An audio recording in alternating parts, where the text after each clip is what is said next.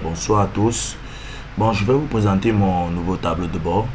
Un tableau de bord de gestion de stock qui vous permettra de suivre de manière efficace vos états de stock.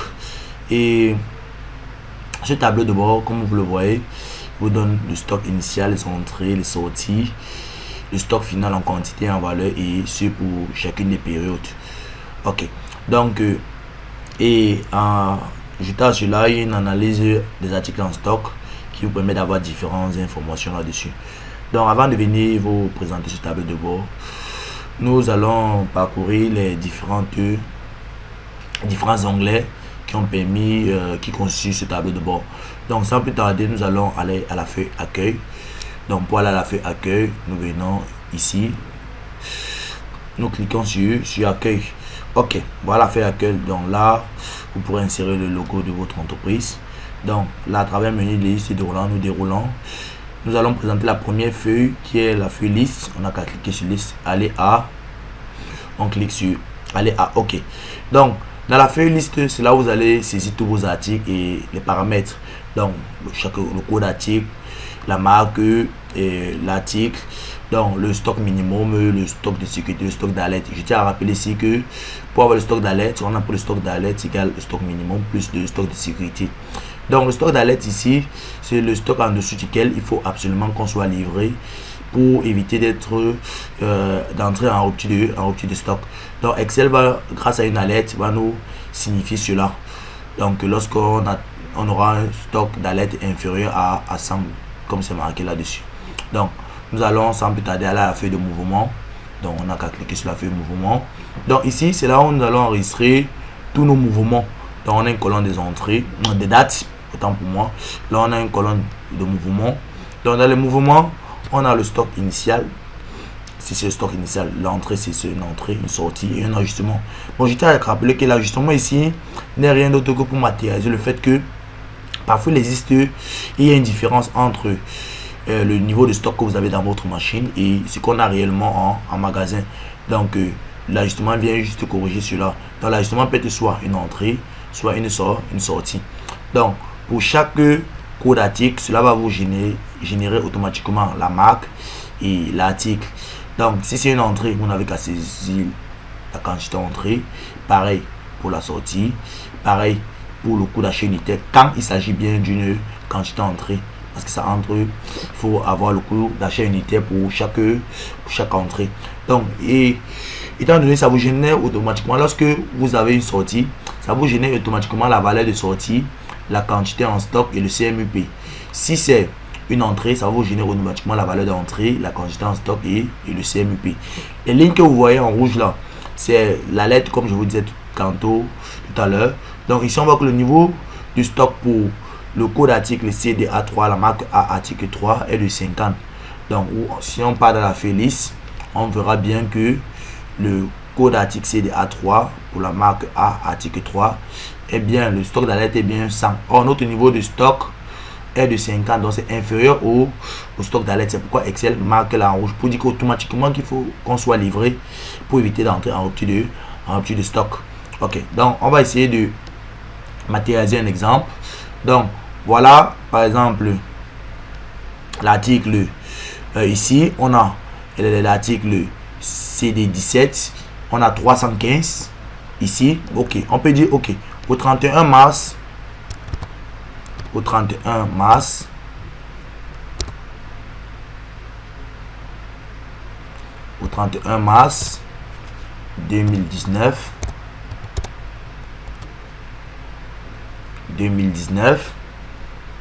on a une sortie,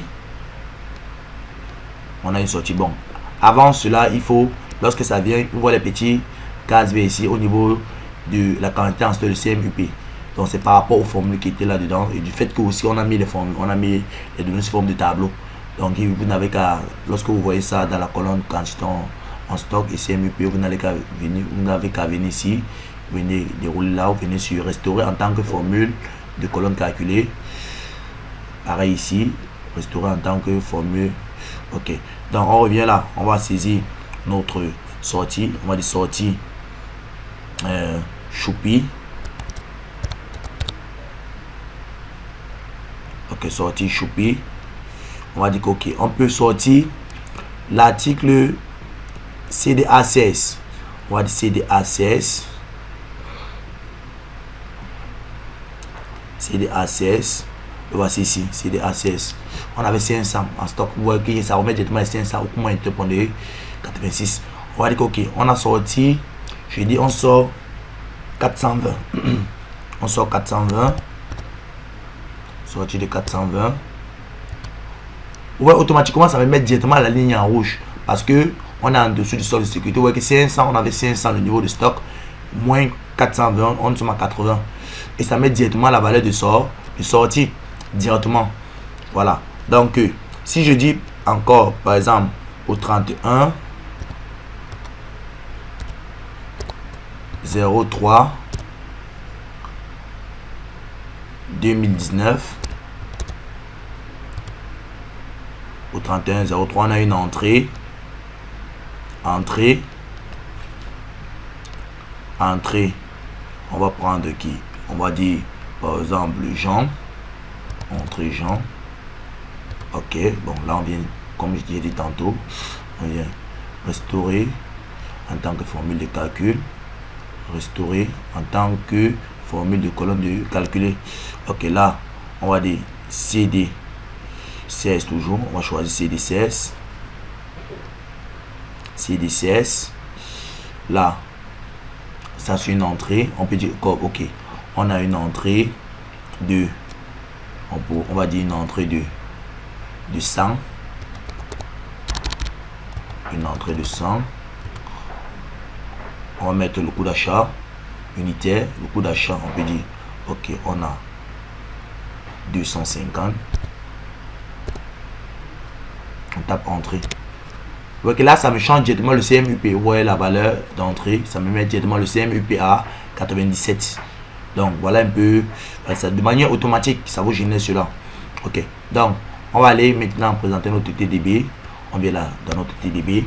Ok. Dans le TDB, comme on a dit tantôt, ça, le boulon, si c'est pour actualiser vos données. Donc, lorsque vous entrez de nouvelles données, pour actualiser, vous n'avez qu'à venir cliquer ici. Donc, je viens. On avait, au niveau du mouvement, on a entré l'article CDCS. On a pour toute la période, c'est-à-dire allant de janvier à mars, on a un stock final de 180 au CMUP de 97. Donc là, je reviens là à TDB CD17. Où est là CD16? Où est là CD16? On n'a pas encore actualisé les données. Où est que là on a encore stock final de 16 de 500. Donc il faut que j'actualise les données. Dès que j'actualise les données, vous voyez comment ça a directement changé. CD16 est passé à combien? À 180 directement. Ok, vous voyez la valeur du CMUP est passée directement à 80 à 97. Ok, donc ça vous génère de manière automatique. Là vous n'avez qu'à venir actualiser quand vous entrez vos données. Vous voyez ici, on a classé nos articles en fonction par ordre de décroissance du stock final. Comment on pourrait classer par ordre de décroissance des sorties? Là je n'ai qu'à cliquer là, ça classe par ordre de décroissance des sorties. Les quantités sorties. Là, je pourrais venir cliquer ici pour classer par ordre décroissant des entrées globales, c'est-à-dire quoi, du stock initial, plus la quantité en entrée de manière décroissante. Ok. Là, je pouvais aussi, si je voulais avoir, par exemple, ici, là, par exemple, les quantités entrées et les sorties, le stock final pour le mois de janvier, je peux là cliquer uniquement pour janvier, ça vous génère uniquement pour janvier. En janvier, on a 0 sortie pour l'article 8, on n'a pas de sortie, on a un stock final de 3150. Ok, donc je pourrais là choisir par exemple février si vous voulez, ainsi de suite. Pour mars, je peux là venir sélectionner pour 2 périodes, pour janvier jusqu'en février. Et vous voyez là, ici, vous voyez comment le libellé se génère de manière automatique. Si je prends janvier, là ça me met quoi? Ça me met de janvier à janvier. Là, si je clique de janvier en février, ça me donne les éléments de janvier en février. Donc, ouais, de janvier en février. Si je prends, là, bon, j'annule le filtre. Là, c'est pour prendre pour toutes les périodes. Là, ça prend de janvier à mars. Donc, là, c'était la présentation de cette partie. On va maintenant aller dans une analyse plus détaillée des articles, de l'analyse des articles en stock. Donc, pour les articles en stock, pour chaque article, on a son stock moyen. On a son stock moyen en quantité, son stock moyen en valeur, son CMUP, le CMUP ont été pondérés afférents pour chaque article, c'est-à-dire ça c'est le CMUP. Pour l'article 17, son CMUP de janvier en mars c'est 92 et le temps d'écoulement c'est de 24 jours.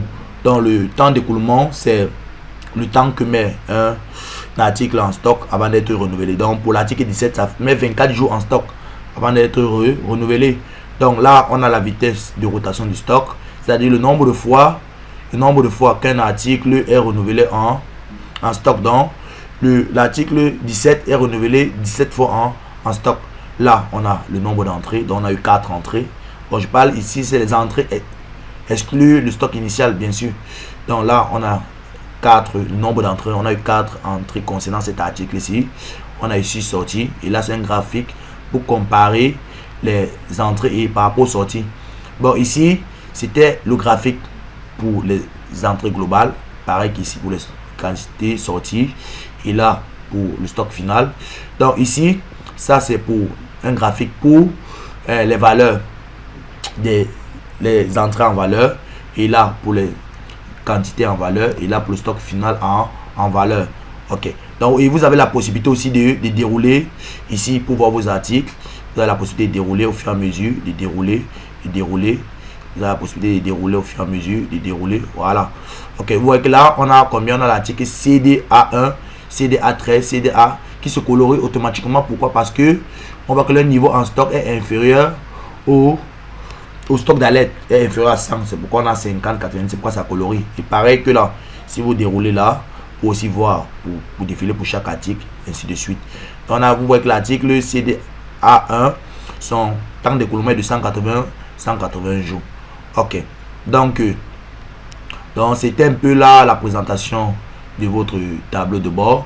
Donc et ici, donc comme je vous ai présenté, ça c'est les différents onglets pour pouvoir naviguer sur les différentes feuilles. Et là, cette partie vous donne l'état global, c'est-à-dire que le stock initial de manière globale en quantité, là les entrées de manière globale en quantité, et là ça c'est tout ça c'est en quantité, là c'est en valeur. Donc ici on a au total comme stock initial 4250 pour tous nos produits, et là en termes de valeur on a 115 500, pareil que pour les entrées, ainsi de suite. Et je dis pour l'onglet accueil, quand on revenait là, donc si on voulait prendre le TDB, on n'a qu'à dérouler, venir sur TDB, aller à, ça nous part directement sur le tableau de bord. Donc je vous remercie de m'avoir écouté.